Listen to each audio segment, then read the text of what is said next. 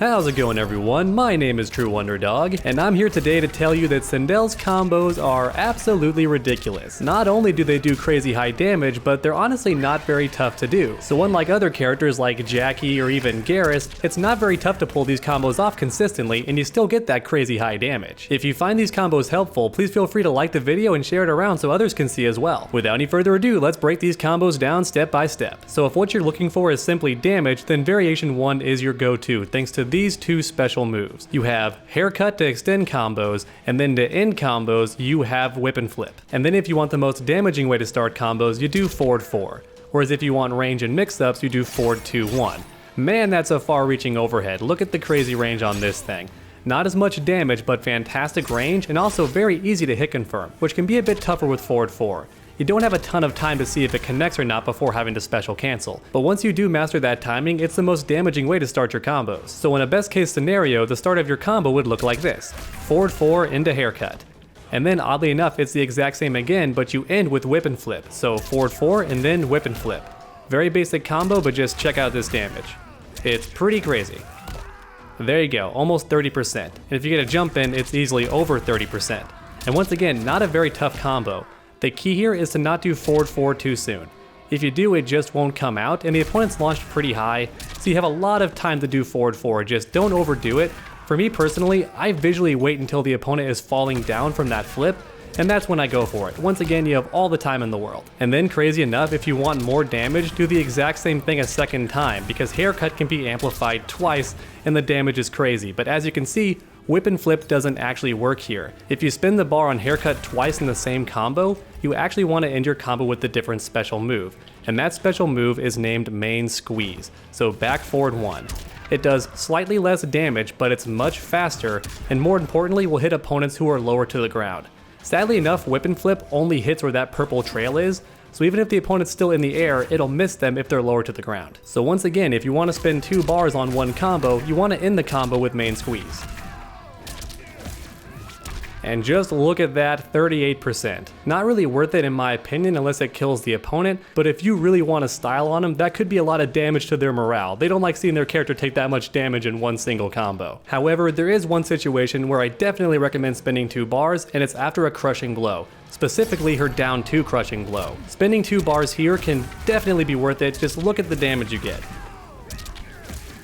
Oh my god, that's almost 50%. In that situation, 2 bars can certainly be worth it, because if the opponent's anywhere below 50%, they're guaranteed dead. And this can also work well for her Whip and Flip crushing blow also. Now this crushing blow isn't as likely to happen, and it's a bit tougher to convert on, but even so, you can still spin 2 bars, and look at this, 46%, so almost the exact same damage. So if you do land a crushing blow to start your combos, then spinning 2 bars can be very viable. However, here's the thing. While Haircut can be great for extending combos, the opponent can actually drop out right away as you're spinning the bar. So if the opponent loves to drop out of combos, then you have to keep them standing. And if that's the case, here's the combo you want to do. Instead of doing Haircut, you want to do Forward 4 into Main Squeeze and then spin the bar.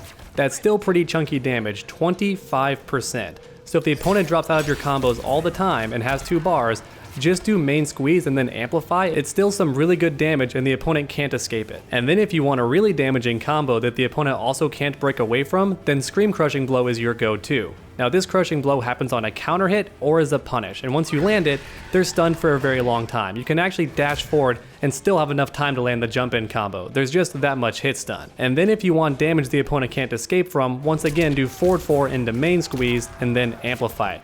Very chunky stuff, so here's an idea of what that combo looks like.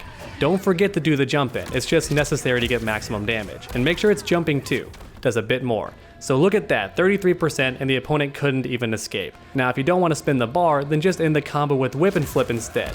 It's a little bit less damage, but you save your meter, so here's that combo, just so you can see it. Boom, still 31%, not half bad and didn't cost you any meter, and once again the opponent can't escape this, so it's a really strong crushing blow. And in fact, if you want a little bit more meterless damage, then after your jump in 2, you want to do back 2, which launches the opponent for free. And then you can either do Forward 4 or 2 and then 3, which does the same damage, and it's a bit easier because Sindel doesn't travel forward. Doing back 2 into Forward 4 can be tricky in some circumstances, but 2-3 is just a lot easier. and then once again end with Whip and Flip, and you get some really nice meterless damage. So here's what that combo looks like.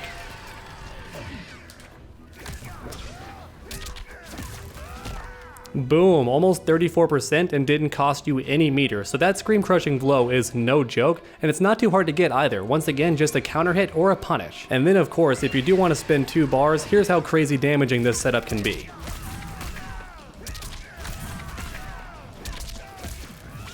Oh my god, once again 45%, pretty crazy stuff. And of course keep in mind, if Sindel is low enough on health, you can end these combos with a fatal blow and easily get 50% in most situations. So here's an example of what that combo looks like, it's quite absurd. And now it's on to variation 2. So the combos in variation 2 might do less damage overall, however at the same time the opponent can't escape them in most situations. So even though the damage might be less, it's guaranteed damage as long as your fingers are fast enough. So the 2 main combo extenders in this variation are Deadly Echo and Banshee Dash. So Deadly Echo gives you the option to do 2 overheads in the same combo, or in other words 2 separate jump-ins.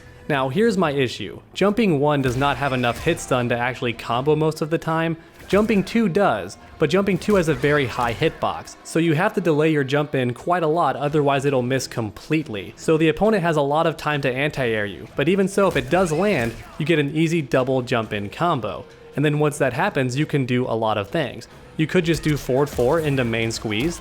That's some easy unbreakable damage, and here's what that combo looks like. And then, as mentioned earlier, you can also do jumping 2 into back 2, and then 2, 3, and then main squeeze, spin the bar, and get even more damage. Keep in mind you don't have Whip It Good or Haircut in this variation, so the combos are a bit tougher to do and a little less straightforward, but once again the damage can be very good. Once again, a very easy 30% and it only cost you 1 bar, so even in this variation her damage is higher than most characters. And then Sindel's combos off of Banshee Dash are very similar, though it does cost meter. Even so, I prefer it more because jumping 1 can be a lot more useful. It has a much better hitbox, so jumping 1 and a Banshee Dash, spin the bar, and then jumping 1 again is far more consistent. And in fact you could do jumping 2 and get a little bit more damage, but unfortunately due to the hit animation the opponent ducks their head, so you really want to delay that jumping 2 to get maximum damage. And then once you land that hit, once again it's back 2, 2, 3, main squeeze, and then spin the bar. Very chunky damage. Now keep in mind, if you want to do the back 2 route, of course the opponent could break away, whereas if you keep them on the ground with forward 4 into main squeeze, it's unbreakable damage. So make sure to keep an eye on the opponent's defensive bar. If they have 2 bars, you may not want to put them in the sky. And then once you have the opponent cornered, you can actually incorporate jumping kicks to get even more damage. Both Deadly Echo and Banshee Dash can work in this regard, though the timing can be a bit odd since Sindel can't attack immediately upon landing, so the damage difference isn't as much as I would hope, but even so in the corner you can get slightly more damage. And in fact you can also combine Banshee Dash with Deadly Echo to get even more damaging combos that the opponent can't break away from. However, these combos are very tough to pull off, and Deadly Echo does require you to land a jumping 2, which doesn't seem likely most of the time due to its weird hitbox. However, these combos truly shine if you manage to land the Maleficent March crushing blow, which does require you to walk quite a good distance, but once you land it, it's very similar to the crushing blow in variation 1, which means you get a guaranteed jump in, which means jumping 2 actually becomes possible. So in this rare situation, the combos do even more damage, and once again the opponent can't escape. And then finally we have variation 3. Now the combos in this variation are very humble, mostly because this is a keep away variation, so having good combos might be a bit too strong, but then again Scarlet says hi.